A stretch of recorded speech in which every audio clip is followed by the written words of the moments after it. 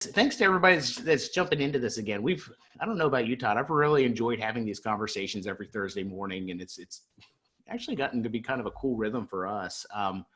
Really kind of excited about the conversation that we're having today, because it seems like there's a whole awful lot of conversations going on around the idea of what Sunday morning needs to look like and what worship needs to look like. And, how do we do, small groups, and how do we do giving and all that kind of stuff in the midst of, all this great, shift.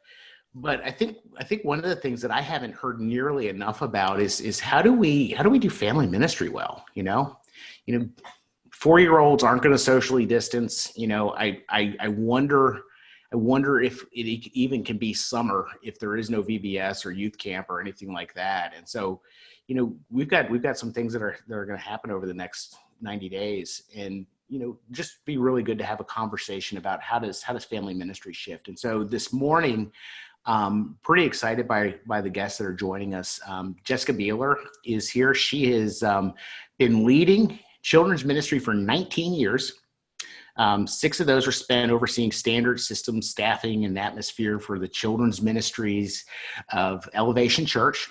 And she currently serves as the director of family ministry services at Generis, and really is just, spending her time working with churches all over the country, helping them to accelerate their children's ministry. So, Jessica, thanks for being here.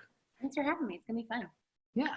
So Justin Herman is also here. He is the executive director of R12, which I guess this is just Facebook official within the last 17 hours, if I'm reading Facebook right. This is You are.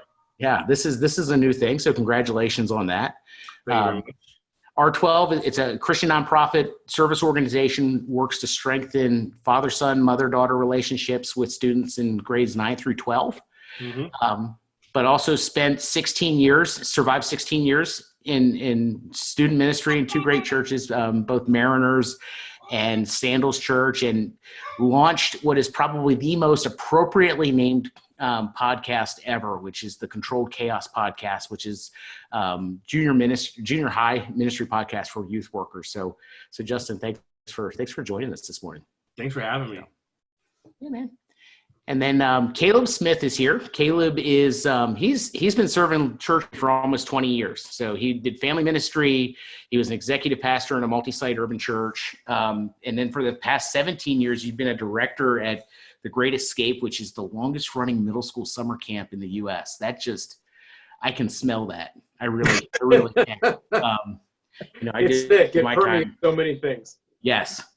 So, but Justin's also is on the team here at Chemistry. He's one Caleb, of our church. That's all right though, Matt. I'm sorry, Caleb. I forget Todd. So, but Caleb's on the team here as a church coach here at Chemistry.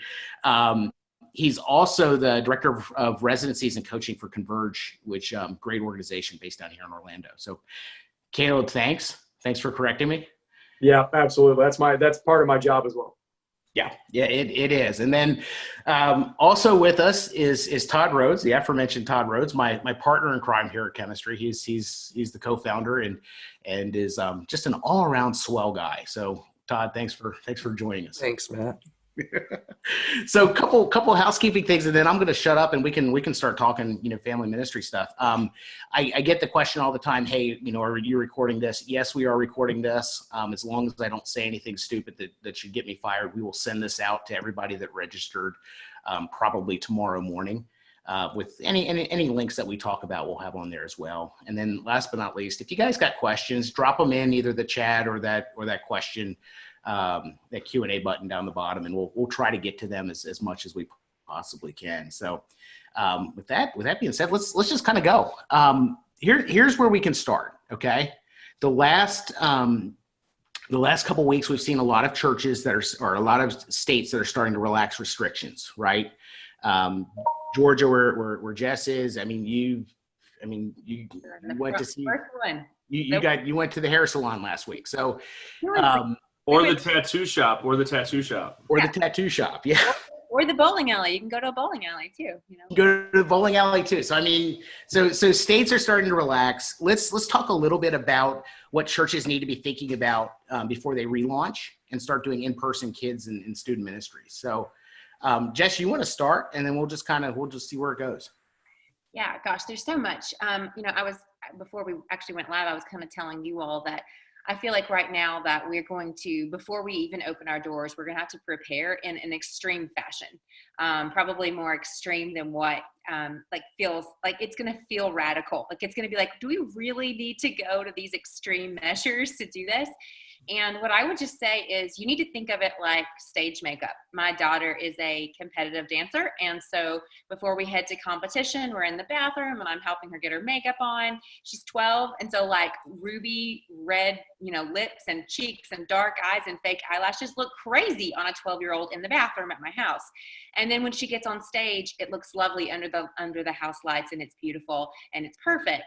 And right now I feel like that the extreme measures that we are going to have to take, they may feel extreme, but when people actually show up and they see the level to which you've prepared, they're going to be very appreciative. And so I think we need to be thinking in those, like, what can we do? What lengths can we go to make sure that not only are people safe, but that they know and understand that they are safe and that you've done everything within your power. So a couple of things that I'm just thinking about, I have 100. I'm not going to go into 100, but just a couple of things I do think we need to be thinking about.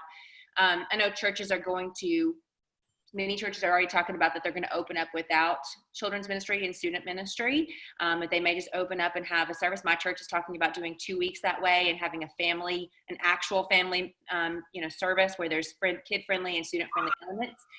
But when we actually do open our rooms back up to kids and to students, I think that we're going to have to go to the extreme with disinfectant and sterilization and cleanliness and all that kind of stuff. And so here's a couple of things that I'm thinking. First of all, like during check-in, I think it's going to be really important that we have a no-touch check-in. So one person with, a mask and a glove and an iPad is checking everyone, and then maybe they just go over and they tear off their tags.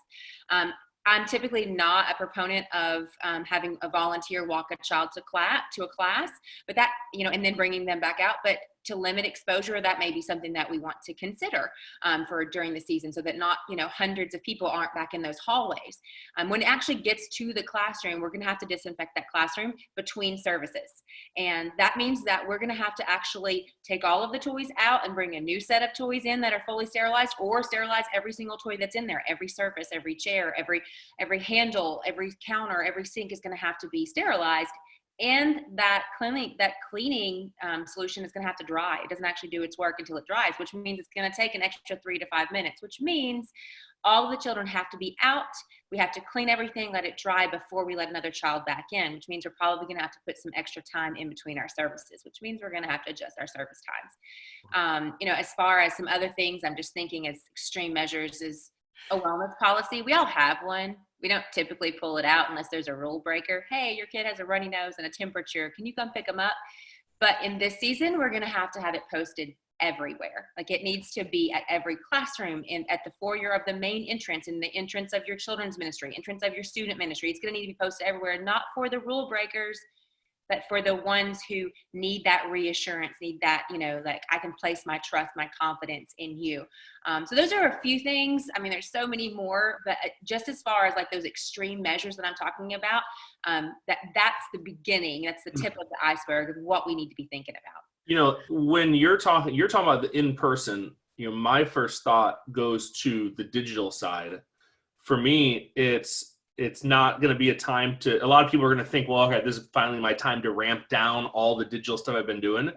In some ways, it's actually a time for a quick season to ramp up a little bit, because there has to be a higher level of communication. All the things you just talked about, I agree with. So as a parent of a young kid, it would feel over the top. I'd look at it and roll my eyes, and then I'd feel safe as a parent walking away from that. And the makeup analogy was great. I was a dancer when I was a young boy, and I was fantastic, by the way. And I'll compete with your daughter anytime one-on-one. But that's neither here nor there. For this short season, increasing communication, can keep doing what we're doing digitally. My church, we have like a Tuesday family service, and they have Thursday, Friday story time with preschoolers, and they just have all these digital things.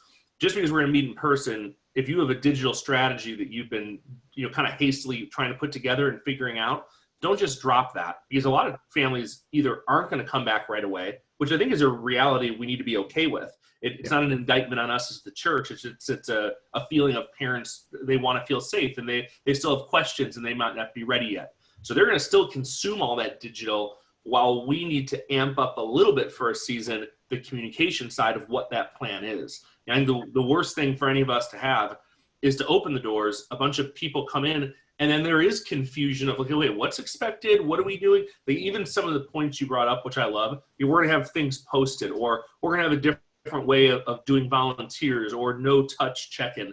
They need to know about that. So when they're walking in, they're not making it difficult on volunteers as we're trying to get all these kids or students kind of checked in and in classrooms, but also so they can feel like that sense of confidence. I think that communication is what's going to take the, well, I'm just not sure parent to the, okay, I am sure, we're ready to go, let's do this. Yeah, I think that, it's perfect. And I completely agree about the communication. I actually advised church leaders over the last couple of weeks to the Remind app. You all familiar with the Remind app? If you have kids, you probably know, because like every teacher has like their own texting. I've been encouraging churches to use the Remind app and to simply say like that first text to be, hey, during this season of transition, as we begin to think about reconvening, we want to make sure that you're in the know. And so this is going to be kind of your lifeline for communication over the next season. And then, because email right now, oh my gosh, I mean, all of our, I think I read the other day that email, it's up 300% or something like that.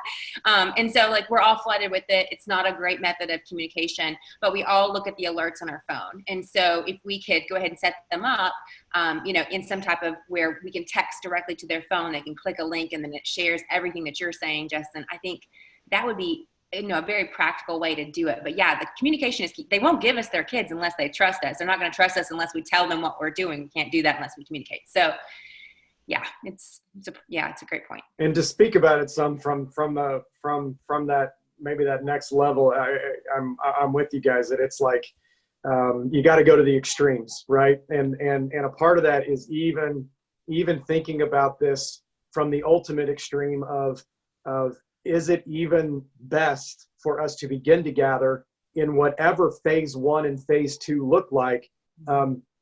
Is it too much stress, not even on the families and the parents that may be coming in, but even just on the volunteers to make these things happen in the way in which they're comfortable? Can we even find enough volunteers that are comfortable in phase 1 and phase 2 of re-engaging, that would make this worthwhile, and it would make it still very intentional? If we're gathering together as the people of God, then we want to be about the gospel happening. And if we are overly stressed about whether things are clean, and how we're handling each other, how we're handling the holding of infants in a room, or how we're handling the 5th graders that just kind of always sit together and don't really want to engage, but they always sit together in the back corner of the room during large group.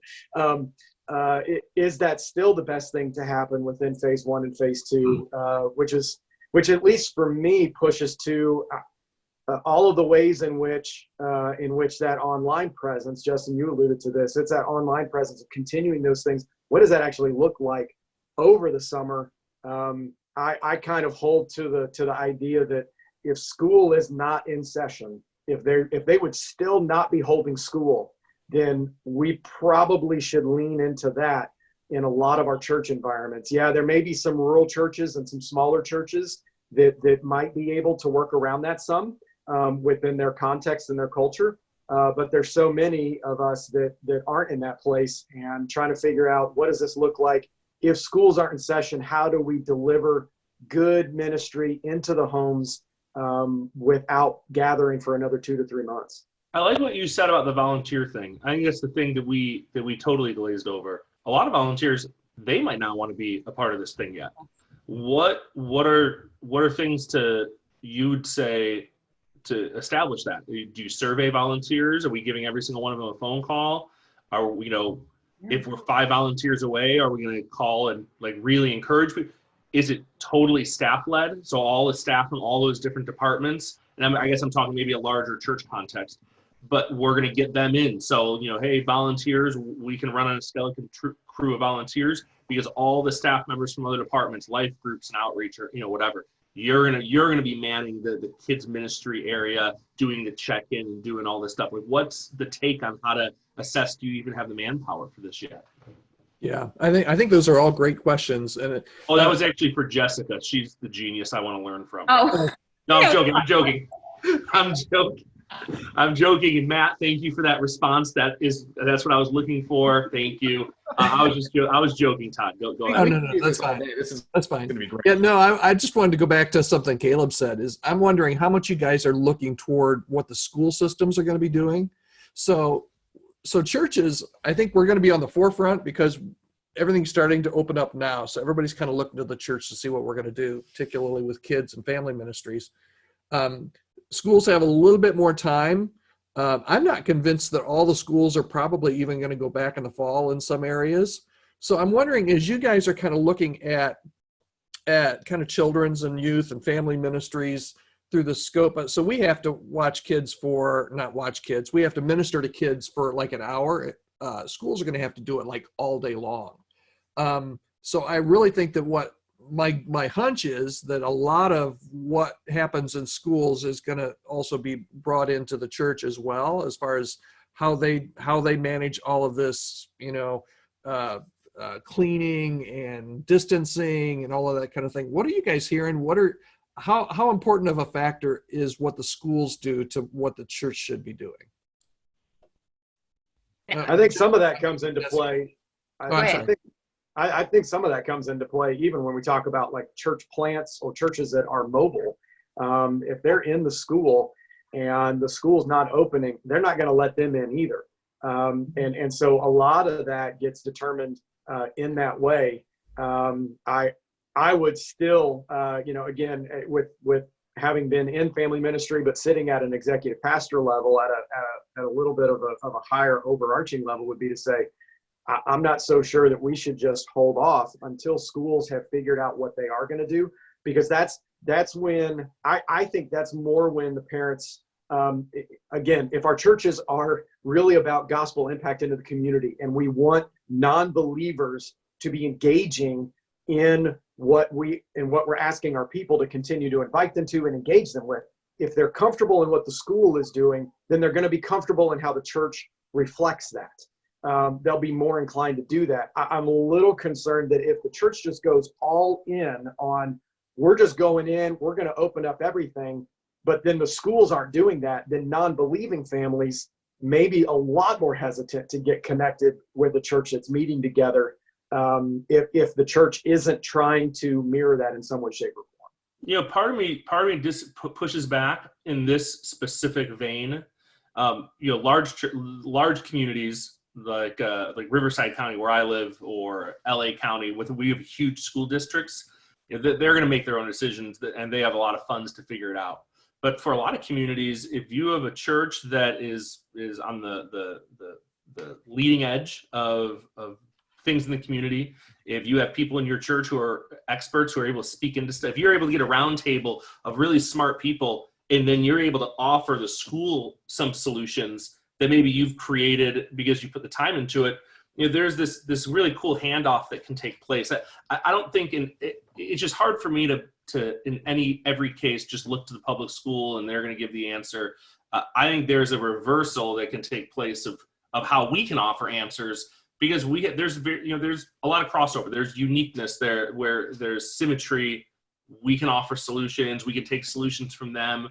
But, also school districts, some of them could be months and months away. So putting a whole, using that to me is like the plumb line of, well, when the local school figures it out, if I waited for the local school to figure everything out, like we'd be in big trouble. Like we would never get anything done. And I mean that in the nicest way possible. But we know that we move at a different pace in the church. We can bring in different experts. We can put together our own strategies, philosophies, procedures that fit, having, 10 people in a room, 20 people in a room with a couple volunteers for a short amount of time, knowing their parents are going to get them right after. That's very different than the school being dropped off in this lockdown building with, it's just, there's differences there. And there's things that I think the church can offer the local school district, not in every context, but some of them just don't care.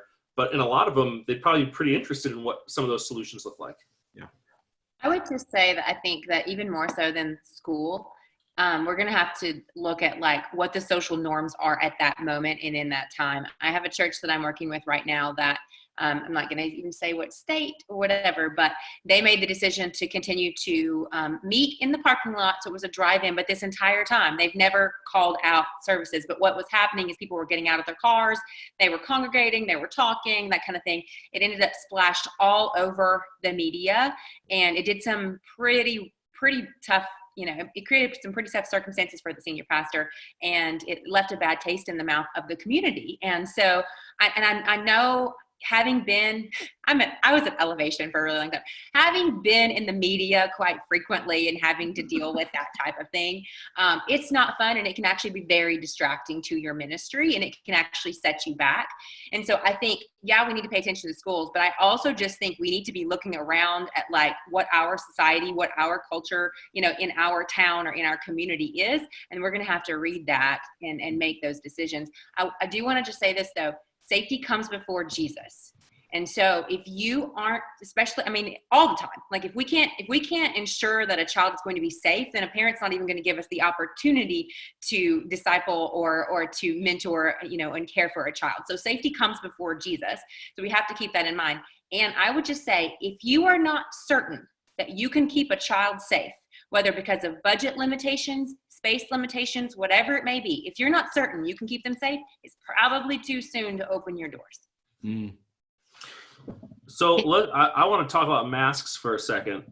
What's the philosophy, assuming we all go back and there's a mask aspect to this, would you require students or kids to wear masks? What would that look like? And for the kids that don't want to, like say special needs kids, I have a special needs son, and he might not want to wear a mask. There's a lot of students with kids with autism or whatever, where they're just not going to put a mask on their face. Like that doesn't even compute with them. How do you deal with that? Yeah, I don't think that we can require kids to wear masks. Like, have you ever tried to put a hat on your kid? Like, it's going to be on. I have. It's total hell sometimes. Yeah, like, you're like, for the Easter pig, just keep it on, please, just for the pig, like, it's not going to work. And so again, I just go back to that. Like, if you're not certain, I have my own opinion about masks. What is it? What's your opinion about masks? I don't know. I personally don't think, I've read so much. I'm such a news junkie, you guys. I read way too much news. I used to be a reporter, and so I'm a news junkie. And but I don't think that I don't think they help. I think if anything, it's probably part of our like the stage makeup, it sounds like. Yes, very much so. Exactly. And, part of our immune system, we build it up by being exposed to things. And right now I feel like, personally, this is my personal opinion, so this is just not scientifically based, but just everything that I've read, I feel like that I'm not quite sure that it protects us.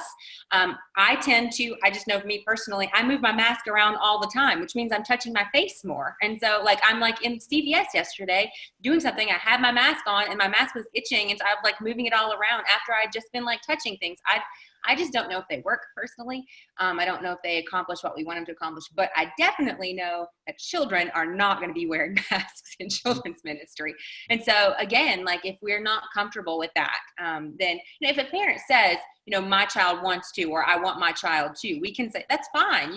Of course they can wear them, but just know we're not going to be touching your child and putting their mask back on them. That defeats the purpose. So, gosh, there's so many unanswered questions right now. So Jessica, I want to circle back to something you said, I think about 3 hours ago. And I just because I want to kind of get into just one little logistics question, or maybe it's a big one, I don't know. You had mentioned just the need for extra time as far as cleaning goes. Mm-hmm. Okay.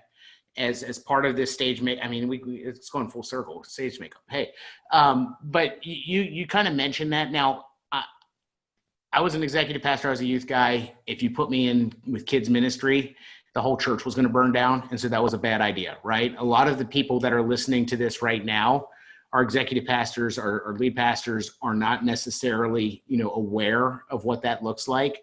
I don't necessarily know that we need to go into the, the methods of cleaning, But realistically, I mean, how much time does that take? And can we do a 30-minute turnaround at a church? You know, how much realistically, I mean, what are we talking about here? Yeah, no, I mean, like, and I'm not like tooting my own horn here, but like at one point I was over 19 campuses that had between 2 and 6 services. So I'm like good with the transition time. Yeah. I'm just like 30 minutes is not, if you only have 30 minutes, 45 might be stretching it, but you might be able to accomplish it. If you only have 30 minutes to get kids out, to clean your rooms, and then to get them back in so then their parents can get into the auditorium, that's not enough time. You might be able to do it for 45 minutes. I think that's a little bit more likely. But I mean, I think that this whole cleaning process, you're going to have a good minimum of 10 to 12 minutes. The reason I say 10 to 12 minutes is because I actually did it with the church. Like I said, I want you to go into a room and I want you to time it and see, and let's see. I was virtual. And then the next time we talked, they were like, it took us 10 and a half minutes. And I was like, okay. And so it's going to take you a while. And that's if you have the whole bucket of toys thing. So where you're not having to wipe down every toy. If you're having to wipe down every toy because you don't have the budget to have additional toys, it's going to take longer. So there's lots of things to be thinking about there. And yes, It almost sounds like we need like two full sets of toys in order to be able to do this. Otherwise, you know, we probably should even count on maybe an hour between services. Yeah, and that's what I would suggest. And I want to mention one other thing, and then I also want to talk about services, because I feel like that we are probably going to need to have additional services as we off-ramp. And I also want to talk about how many kids are going to be in the service, because I think it's an important point. But one thing I want to talk logistically wise is I know, I'm already seeing it right now, that there is going to be, everybody and their brother is going to have a no-touch temporal thermometer before you go into any business. I got an email from the YMCA, because we're members of our local Y here in Georgia, and it told me that we have to check in digitally, and then as we're entering the facility, they're going to check every single person's temperature. When I went to get my hair done in Georgia last week, they checked my temperature before I went in. I think that's going to be standard. I think it's going to be acceptable and expected. And I think that if you don't buy them now, you probably won't have them. And so I would just encourage everybody to go right now and order your no-touch temporal thermometer, because they're going to be few and far between. I do want to, though, talk about services. So we talked about service times. I see, and Justin, Caleb, please, feel free to butt in and give your thoughts about it. But I don't think that parents are from day one, all parents, especially millennial parents who are the ones who tend to be having kids right now. They love a shared experience with their child. I did a big research project when I was at Elevation about the preferences of millennial parents, and they love to do things with their child. And so the idea of taking my child into a family-friendly experience would already appeal to them, especially during this season when their confidence is lacking, they're not quite sure, they're unsure about everything. And so I think that we're going to have to come to the realization that we're going to have a lot of kids in our worship services. So what does that mean for our senior pastors? What does that mean for our worship teams? What does that mean for our actual programming? Do we need to put kid-friendly elements in there? When we're doing the giving time, that offering moment, do we have a mom and a daughter, a mom and a son, or a dad and a son come up there and they're doing it together? Do we need to provide little, like, I typically am not a proponent of like keep kids busy type kits, but maybe in this season we do that for the first 30 days or the first 60 days to give kids something to do. What we don't want to happen is to ignore the fact that our auditoriums are going to be full of children and create a really bad experience for everyone. They won't come back. And they'll just put it off longer. Like their transition back into the church will just be put off longer. So I think we're going to have to at least consider that for a season that we're going to have a lot of children and students in our adult auditorium. And just for those senior pastors and executive pastors, don't be getting on to your next gen folk, because their percentages are going to be all screwed up right now because all those kids are going to be in the auditorium. So just some thoughts, throw them out there. You all feel free to. I think that's great, Jessica. It's like the senior pastors who don't know what to do when the baby starts crying during their sermon. It's almost like they need to practice like NFL teams. Like you need to be in your house. You need to pipe in some crying baby sounds into the background while you're practicing your sermon, and you don't get distracted from it.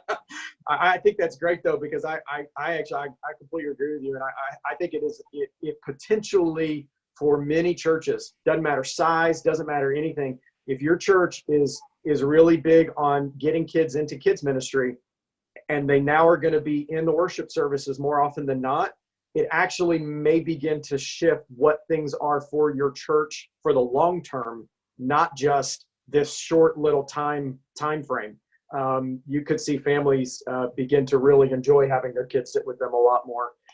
And so it's not that you have to prepare now for 5 years out if that happens. It's more of just, you've got to keep that open hand of, hey, this may shift how we implement from here on out. And it's a lot of the unknowns that we've already said. We just don't know the answers. Caleb, I love that point, because there's a lot of parents, and again, I'm one of them. I'm living this. And I've always enjoyed discipling my own kids, of course. But for a lot of parents, this has been the crash course in not just dropping your kid off at the dry cleaner ministry and kind of getting it taken care of. Like, this has been the season of, all right, it's totally on me. Like, we have digital content from the church or an email, curriculum to watch together, questions asked, but it's been on me. There's probably a lot of parents who've come to like that a lot. I mean, we've been in this thing for over a month now.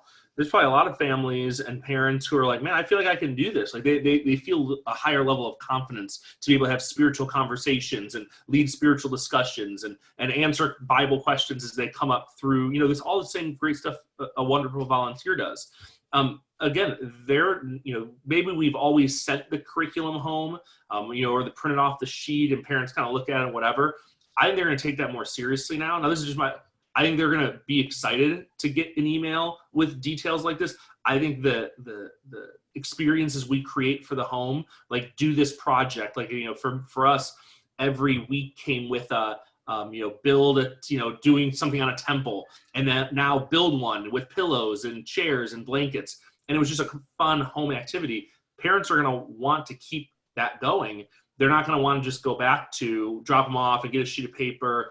There's a nuance there of what they've come to enjoy. And maybe some of them have hated it. Maybe all of them haven't loved it.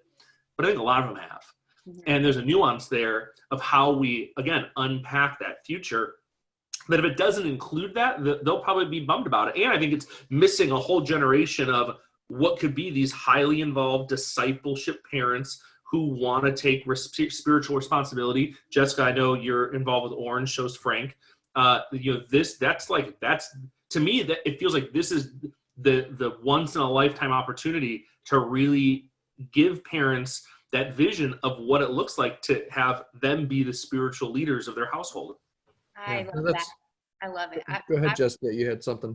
I would just also add that I had a church that asked me if I thought it would be a good idea to have a separate room for people with kids, and I was like separate services. I noticed that Jack over here asked a question, what do you think about separate services? Some with kids, some without. I think that's an option that you could explore. We were actually talking about earlier about having like a senior or vulnerable population service we were just talking about something. I think that's an idea that you could explore.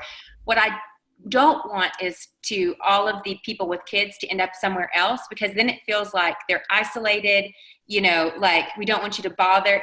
I just don't want that to happen. And I will tell you, I am a huge Hillsong fan. I have lots of friends there. I know Dave, the children's pastor there, so I'm good friends. But when Frank and I went over and we actually spoke at Hillsong conference several years ago now, and we were exploring their campuses. And in Australia, they actually have a rule that you can't change a baby's diaper, and under the age of 1. And so it's a pretty stinky rule. That rule stinks. Dad joke. Really? I had to tell my wife about that. I want to run out of the room and tell her right now, but I'll wait. That was a good one. So they created this room because parents were getting called out of the service. So they created this room for parents that had children under 1. And then here I am a couple years after that coming in, and they're giving me a tour of the space. And what had actually happened is that all of the parents with preschoolers had ended up being in this room, and the room kept getting bigger and bigger and bigger. They had to relocate it. And before you knew it, there's literally 200 parents who were in this room with their kids who are just playing in the room, and they're just having conversations. There's no discipleship going on. No one's paying attention to the service. And it all started because they just created a room. So I would say, don't create a room where if you have a kid, you can go here. Just use this, like Justin was saying, as an opportunity to let parents lead the way and be the example. I think that you'll have a lot more traction with families. Mm. That's good. That's good. So let me ask you guys this. I mean, I think Justin, Jess, you guys have just really started to bring up some thoughts about how families may really be loving this, and this may be shifting how they view what Sunday morning should be. I mean, how does this impact what family ministry looks like the next 90 days, the next 6 months, and the next forever? I mean, what do you guys see as shifting? That's a huge question. I know it's probably unfair, but what are you guys seeing, Justin? Yeah, I mean, I think that people don't fear change; they fear loss. And I think there's going to be there's just a loss of a lot of things. I mean, I know where I live again in California, they just canceled summer camp for the entire summer at one of the largest camps in the state, Forest Home, and they canceled everything, kids and high school and middle school, and that's a huge loss for kids. Then it's hard to quantify that. I mean, it's something that if you're a senior or a junior, you've been going to camp every summer. Like, that is one of the highlights of your summer. Like, there's a lot of legacy there. It's a culture creating thing for the youth ministry. Just that one piece of camps being canceled on the student side, that's a huge loss. And there's going to be some grieving in it, and there's going to be some pain in it and difficulty. And, being mindful that people aren't freaked out by the change. We changed everything pretty quick. We shut everything down, put on masks. People are annoyed by it. I'm one of those people, by the way.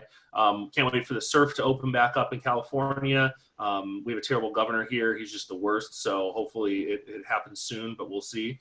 But, people don't fear the change. The loss of things, though, is a completely different story, because it's not just the change of what they've known. It's seeing what they've known evaporate in front of them, knowing they have no control over it. That's going to be, to me, the biggest thing over the next 3-6 months. Not just how we get back to normal, which is the goal. For me, at least, it's the goal to get back to what normal looks like, with a few of the add-ons that enhance what we've been doing, not replace what we've been doing. But being mindful that there's a concern of what we're not going to have, and we need to talk about it openly, and then create solutions for it. So if I can jump in here, maybe with a question to help each of us, and to help, a part of what we want to be able to do is to give ideas to churches about what does content delivery look like, right? So if we're trying to help people bridge that tension and the anxiety of, man, we've had all of these losses, these things. Even my boys go to Honey Rock Camp up in northern Wisconsin. It's owned and run by Wheaton College. They've officially canceled everything in June. They're simply waiting till the end of May for new regulations to come out, and then they'll decide on July. I think we're going to be hard pressed for it to be open. So they're going to have that same loss. So youth ministries are trying to figure out. All of our camps are getting canceled. Even the one, Great Escape, that I direct in one of our locations in Tennessee in June has been canceled. What is it that we can give to our family ministers, our children's pastors, our youth pastors? What are the things that they can do to help bridge that gap of all of these things have been lost, but we want to be able to still give you something, and the content delivery aspect. I'd be curious, Justin and Jessica, what you guys are seeing in that area of content delivery over the next 60 to 90 days that says we still want to give you discipleship moments, intentional ministry moments. It may not be about us jumping in a lake together, but we want to be able to provide you with this aspect. So are you saying from the what the camp organization can do for the people, or what? What can the local church do? The youth pastors, the children's pastors, the family pastors, the next gen pastors, as they're trying to figure out how to bridge this gap. All of a sudden, they've lost this huge moment in the summertime. What can they do? Well, go ahead. So what I've been encouraging churches to do, I know we're all tired of the word pivot. Anybody tired of the word pivot? Yay. Yeah, right there with moist. It's now on my list of words we don't say. Except on podcasts with chemistry. But yeah, like I do think though in this season that we could actually pivot. What I've been encouraging churches to do is to look at an outreach strategy. So something that so let me give you a couple of ideas when I think of outreach strategy. We're still not going to be able to come together in mass and build a house together. Like if we're not going to do camp, we can't build a house for Habitat for Humanity. But there are ways that we could actually do outreach. So, for example, let me give you really, really practical. You could do some things where, this organization need SNAP kits for kids when they're out of school that don't, get regular meals. So here's all the supplies that you need. You can go to the grocery store, you can put the SNAP kits together, then you can drop them off either at the church at this one point, or you can drop them off at the organization. You could do that for clothes banks, you could do that for food banks, you could do that for all that kind of stuff. But you could also get more creative than that. You could partner with either free clinics or hospitals that are treating either children or COVID-19 patients or whatever, and you could have families, maybe they come by and pick up a card kit or something like that, and then they can write cards of, with scripture and inspiration and prayers on them, and send them to the hospital or drop them off. You could do your local elementary school mulch their flower beds. You go get all the supplies, drop them off, have 2 or 3 families sign up for that. They can do all of that while social distancing. I think what I've been encouraging people, I think that summer is a perfect time for outreach anyways. I always say, make sure you have those summer serve Saturdays or something like that. I think we could just pivot, and I think we could say, hey, this is going to be the summer of outreach, when we are the church and we're going to show up in our community in a big way. We're going to help solve some problems. And then when we reconvene in August, September, whenever it is that we're going to get back together, you now have evidence that the church made a difference this summer. And so then you have pictures and you have videos and you can celebrate, hey, look, while we weren't together, look at all that we accomplished in our community. It's people, I'm sure you all have all served with your kids, and it is so endearing. I remember, I have pictures of my kids in Love Week shirts with rakes and dirt from mulching and all that kind of stuff. It endears families to the church. It's very motivating. It's uplifting. It's encouraging. That's what families need right now. I would tell you though, just some logistical things. Don't give them a list of all the things that they could do this summer to make a difference. It needs to be a sign up where they actually sign up. You send them the details. You do a reminder 48 hours in advance, and then maybe the day of, you shoot them a text praying for you. Then you follow up on the back end. So there needs to be some structure, some infrastructure there, both on the front end and the back end, to ensure that families are actually plugging in and doing it, and that it's ran with excellence. But I think that outreach could be an alternative for VBS and for camp this summer if we just got creative with it. I think that's great. I love that. The summer of outreach. I wrote that one down. That's that's a tagline right there. That's fantastic. Justin, are you seeing anything with youth pastors that you're connected with? Yeah, there's a lot of organizations out there that are putting out content for summer. A lot of people, like CIY, for instance, canceled all their summer programming a month ago. So they pivoted toward putting together all their content, packaging it up, and making it available for youth pastors and churches. I think there's a lot of camps out there. Jack here is typing in the comments. He's a board member at Forest Home, believe it or not. And I'm pretty sure Jack is a pretty famous executive pastor, but I don't know for sure. There's probably a lot of Jack Hamiltons, but probably not a lot of them are on boards at Forest Home. But camps like that, packaging up what you have, making it accessible to youth pastors, I think answers that content side. Hey, every night this week from 7 to 8, we're doing camp and Zoom calls, whatever, Facebook Live, and we're gonna Instacart, food to you, or whatever it's. We're gonna show up at your house with pizza, with masks on and gloves, and so there's a way to keep some of the humor, fun, and the content side of camp going. But it's taking a pause.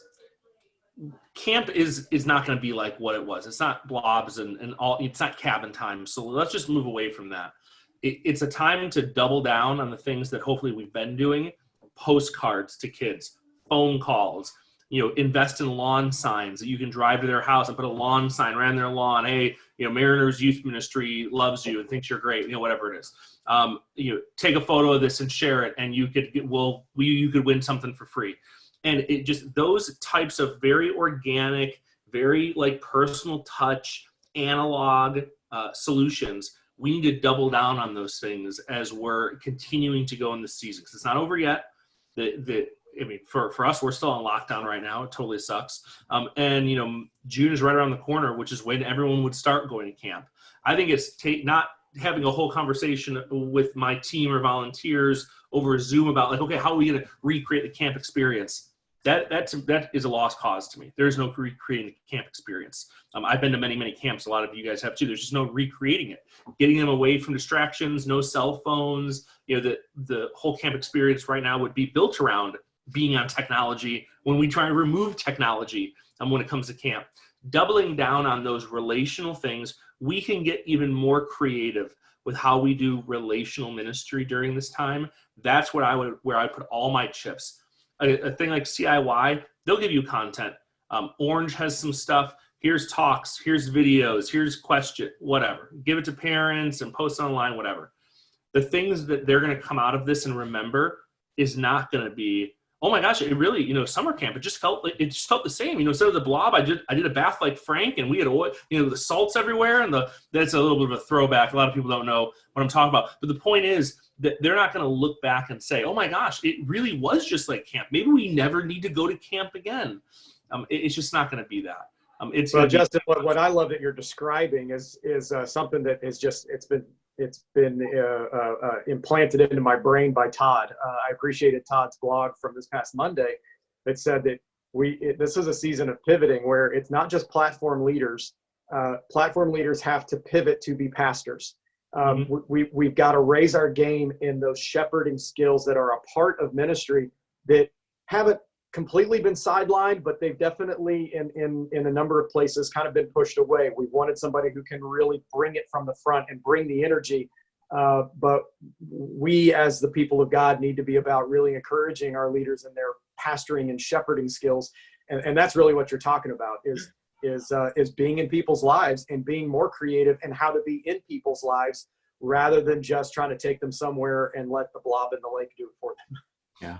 The last thing I would throw out there is Jack is still watching, board member at Forest Home. He's great. But there's a lot of camps out there. Here's the thing, camps, and for any other camp who's watching, if you want to earn goodwill with churches in your community, future potential customers, you be proactive in resourcing churches with the content. Hey, we made all these videos, or here's a bunch of graphics.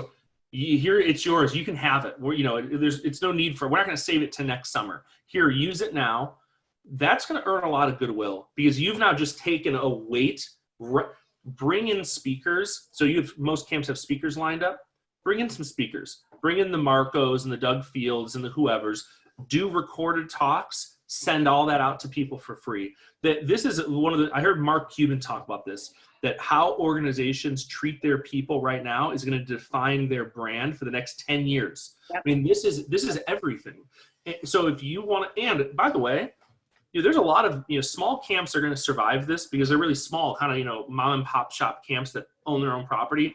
Big camps like Forest Home have donors, like they're going to be fine.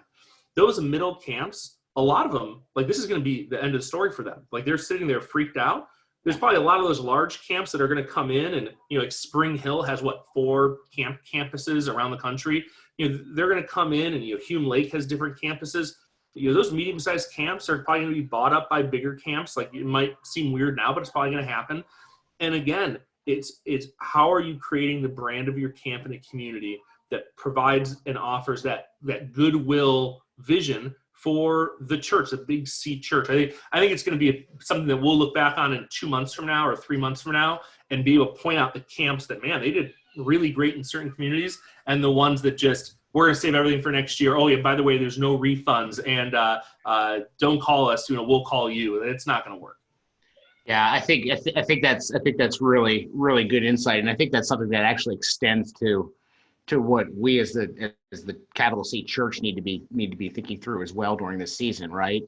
So much of what's going to define who we are and what we're known for in the days to come, both our local churches, but also the church as a whole, is really going to be defined by what we do in this season over these next few weeks. One of the things I forget who said it. I'll give you all credit for it. How's that? I like some of what you guys are talking about. We are shifting so much back towards the pastoral, right? We're shifting so much back. Our roles have become so much more pastoral, and we have. This is going to be huge for us, I think, going forward because as churches have grown, we've gotten so specialized, and people forget that we are still in pastoral care, and we need to do that. So going back to the yard signs, I remember that from my youth pastor days I can't tell you how many times we almost got arrested doing those things, but it was so much fun, right? but just going back to those high touch, forgetting, setting technology aside, setting some of the big rah-rah stuff aside and just going back and letting people know, hey, we love you. We're here. We're walking with you 6 feet apart. And we want to see you come out of this stronger, and instead of, just scratching your head and trying to figure out what just happened. So guys, I want to be respectful of y'all's time. So let me ask this if I can, and then we'll kind of we'll finish up. But as we wrap up this morning, if there was one last thing that you could just really quickly say to the churches that are watching this that they need to be thinking about for the next 90 days, especially, what would it be? I would say that data is gold. It's always gold. Like we don't, all of the numbers in our database, they tell a story. It's a narrative. And we typically don't tune into it. We don't pull the right reports. I think as we go into the next 60, 90 days, and as we stretch into the fall, we're going to have to be more in tune with the data than ever before. They're going to be telling us stories. They're going to be telling us, like if you've got a classroom that is typically full and it's not full, those parents are struggling. What are you going to do for those parents, And so I think we're going to have to look for trends. We're going to have to ask questions. We're going to have to pull our numbers. And I also just want to say, and this is the last thing with data, I am a true believer that if you want to grow your children's ministry, you got to tune into your data, and your student ministry, you got to tune into your data. But I would just say this. If you've not pulled that January through March attendance report, and I'm not talking about the numbers, like we had, 276 kids. I'm not talking about that. I'm talking about the actual names of the people who attended 2 times or more, 3 times or more, whatever it may be, whatever your criteria is. If you've not pulled that and put some kind of strategic system in place to contact those families every single week, then you are missing the mark. And I have a whole, and I can send it out, Matt. I know you're going to send out a file afterwards, and I can give you an example of how I've encouraged leaders to hold their own lay leadership accountable to connect with those families.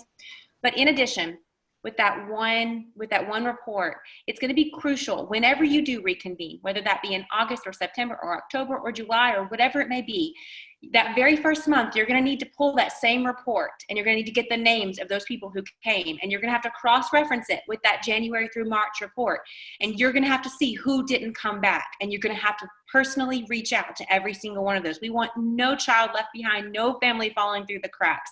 Like, we want every child that was attending, every family that was attending on even a somewhat regular basis, we want them back and connected well with the church. And that means that we are going to have to dig into our data. We're going to have to pull our reports, and we're going to have to pay attention, or people will fall through the cracks.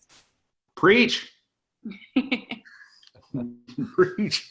Justin, what say you?